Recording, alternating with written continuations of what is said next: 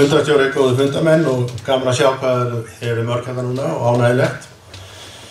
Ánægilegt að sjá þingmenn koma langt að. Það sem mér langaði aðeins að byrja á að ramma þetta inn og segja aðeins frá vinnslustöðinni og segja hvað hann Á síðasta ári velti vinnslustöðin 26 milljónum og tapaði 500 milljónum. Árið 2002 sem upp af línuritsins, þá var veltan 3,6 milljarðar. Í fyrra þá störfuðu 420 manns hjá fyrirtækinu og til viðbótar 40 hjá hlutdeildarfélögum. Árið 2001 störfuðu 185 og þeir sem eru svo gamlir að muna eftir árunni 1999 þegar við sögðum upp meir en helming starfsmanna vegna rekstrarerfiðleika vinnslustöðvarinnar, þeir vita hvað þetta skiptir máli og það sem merkilegt finnst mér að sjá í þessu, hvað þessar línur tvær hanga saman, annars vegar veltan og starfsmannafjöldin. Nú skuldir og skuldbindingar félagsins í fyrra voru 44 milljarðar og þar af 35 milljarðar í skuldir við banka. Í upphafi þessa samantektar þá voru skuldirnar 5 milljarðar eða sem sagt í árslok 2002. Og hluthafar, af því það skiptir máli, hluthafar eru 220, það er náttúrulega miklu færri en í Ísfélaginu núna, en þeir eru langt flestir í Vestmannaeyjum og svo einn stór í Skagafirði. Og það veiðigjöldin sem við ætlum að fara í gegnum og Kristrún Frostadóttir sagði, alveg eins og Einar sagði áðan, við ætlum ekki að breyta fiskveiðistjórnarkerfinu en við ætlum að hækka veiðigjöldin. Hún kom til okkar og sagði þetta. Hér er ég með Daða fyrir framan mig og ég ætla að spila stolið myndband og þið verðið bara að segja frá því ef að sjá. Já, þau verðið að segja þetta. 2022 kom svo grundvöllur fyrir því að gera alvöru úr hugmyndinni þegar fjölskyldan ákvað að selja útgerðarfélagi. Það er smá tæknilegir örðuleikar hjá okkur. Og ég segi þetta bara.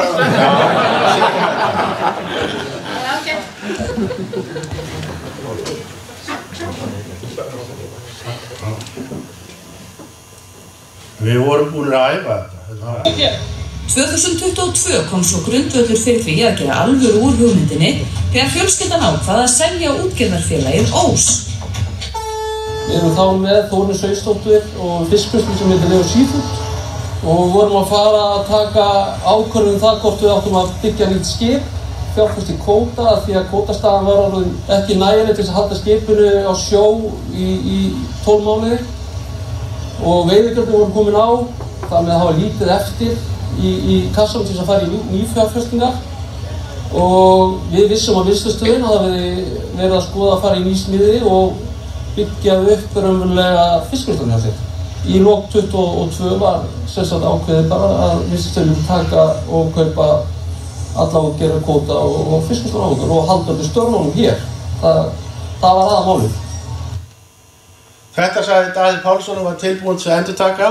Og þetta voru áhersluatriðin. Þegar ef þetta klikkaði þá ætlaði ég að hafa þetta líka. Sem sagt, það eru veiðigjöldin sem eru ástæðan fyrir því að þeir hættu og fóru sér yfir. En það er gott fyrir eyjarnar. Fjárfestingin, peningandi fóru annað, fóru í uppbyggingu sem er mikilvæg. Og við þurfum að glíma við að greiða þetta.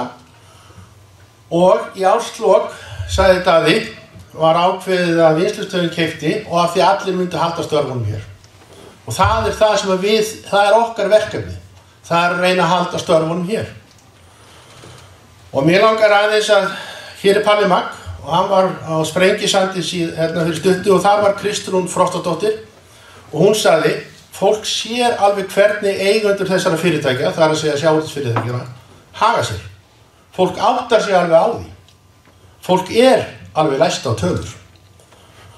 Og hvernig hafa Eyjamenn hagað sér? Og allt frá því að ég kom til Eyja 1992 og vann með Steinar Stóra hérna í útibúinu, og það var alltaf áherslan sú að reyna að halda kvótanum í byggðinni. Þegar útgerðin fækkaði, að þá annars vegar lánaði bankinn eða fjármagniði og hins vegar fóru útgerðarfélögin eða sjávarútvegsfyrirtækin hérna í Eyjum í það að sameina eða kaupa. Og árið 1992 voru 30 útgerðir, í dag eru það 6. Og þá var ég að telja Ós og Huginn með vinnslustöðinni og Berg Huginn með síldarvinnslunni. Þetta samanburðurinn og hlutdeild Eyjamanna í kvótanum svo sama. Á þessum tíma, hún svo sama. En kíkjum þá aðeins á Ós og tölurnar. Veiðigjaldið í vinnslustöðinni á að hækka 840 milljónir ef við horfum til meðaltal árana 23 og 24. Skuldir eins og ég sagði áðan eru 35 milljarðar, fólk læst á tölur. Skuldirnar frá árslokun 22 höfðu hækkað 12 milljarða vegna kaupa á Ós, vegna kaupa á Leo, vegna fjárfestinga í nýju húsi sem að kosta 3 milljarða og skoðum svo afkomu Leo. Og ég veit að Daði sem var rak Leo mörg ár, hann ekki glaður að sjá þessa tölu. Tap 24 upp á 200 milljónir, tap 23 upp á 132 milljónir. Og Ós, ef að Sigurinn væri ég veist að væri alveg þokkalega sáttur að sjá töluna 24, 285 milljónir í hagnað, en ekki ánægður með 23, sem var þá 13 milljónir. Samanlagt af þessari fjárfestingu okkar mínustala í hagnaðartölum. Vinnslustöðin þarf að glíma við þessa 12 milljarða. Og hækkun veiðigjaldanna, þessi ein á sér upp 840 milljónir, jafngildir greiðslum að afborgunum af 21 milljarði. 21 milljarði. Af þessum 35 sem við verðum að taka út úr fyrirtækinu. Og að halda því svo fram að þetta hafi ekki áhrif á fyrirtækið, hafi ekki áhrif á reksturinn, hafi ekki áhrif á nærumhverfið, þetta ekki í lagi. Kíkjum svo aðeins á vinnslustöðina sjálfa og þetta útgerðin. Og þetta bókhaldið, og þetta samanlagðar tölur útgerðar vinnslustöðarinnar, það bara vinnslustöðin ein undir, ekki Ós og ekki Huginn, en Glófaxi, Ufsaberg og Stígandi inni. Við keyptum það á þessum tíma. Nú liðnar 7 mínútur. Þetta þýðir það að framlegðin sem mikið talað sem rekstraragna, ég veit ekki hvað þið sjá hann EBITDA sem kallað þessar 13 milljarðar, þeir jafngilda 2 uppsjávarskipum, það bil það, eins og Hákonni. En þið sjáuð ef við brjótum þetta niður á mánuð, að tekjurnar eru 466 milljónir króna á mánuði og veiðigjaldið 32. Og þegar við horfum á niðurstöðu töluna, þá hagnaður vinnslustöðarinnar af útgerð 4,4 milljarðar eða 30 milljónir á mánuði. Það hagnaðurinn af útgerðinni ef við horfum til sögunar. Og þessi hagnaður, hann myndi ekki duga fyrir Heimæ sem við skoðum í gær og tókum á móti. Hann myndi ekki duga fyrir 2 bátum sem við vorum að hugsa að kaupa, 29 metra bátum. Og atvinnuvegaráðherra sagði, það verður engin breyting á útreikningi veiðigjalds og útgerðin mun áfram halda 67% og til ríkisins rennur 33. Þegar við leggjum þessa tölu saman þá fer meir en helmingurinn af hagnaðinum til ríkisins. Og ég ætla svona í restina að taka hér leggjum við á veiðigjald á þessar sömu tölur.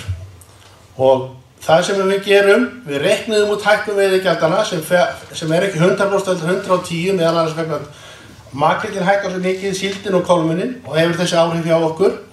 Við reiknuðum áhrifin á skattana, þeir lækka vegna aukinnar skuldsetningar og hærri vaxta. Og hærri vextir, við þurfum að fjármagna þetta með að taka lán og það vefur upp á sig. Og niðurstaðan, og hvað gerist þá? Og niðurstaðan þá að ef við horfum á þessar beinhörðu tölur aftur í tíman, reiknum veiðigjaldi tilbaka, þá þýðir þetta það að vinnslustöðin hefði tapað á útgerðarrekstri sínum 800 milljónum. Og það sér að hver maður, fólk læst á tölur, svoleiðis ekki hægt að reka fyrirtæki. Og ég ætla ekki að endurtaka þessi orð, en bara samantektin þessi. Við verðum að borga skuldir okkar og reka fyrirtæki til framtíðar. Það okkar samfélagslega ábyrgð og fólk alveg læst á tölur. Og við erum líka búin að reikna og við erum búin að átta okkur á því hver áhrifin eru, en það liggja engir útreikningar fyrir hjá stjórnvöldum. Engir. Og niðurstaðan, ef þetta verður niðurstaðan að frumvarpi verði að lögum, þá verðum við að draga úr fjárfestingum og við erum hætt við nýsmíðina. Við verðum að selja eignir og létta á skuldum, það blasir við. Og við verðum að fara í sársaukafullar hagræðingar aðgerðir sem að þýðir auðvitað það að verður glíma hjá okkur að standa undir því að halda öllu því fólki sem við erum með í vinnu. Og ég er kominn 3 mínútur fram yfir. Takk fyrir.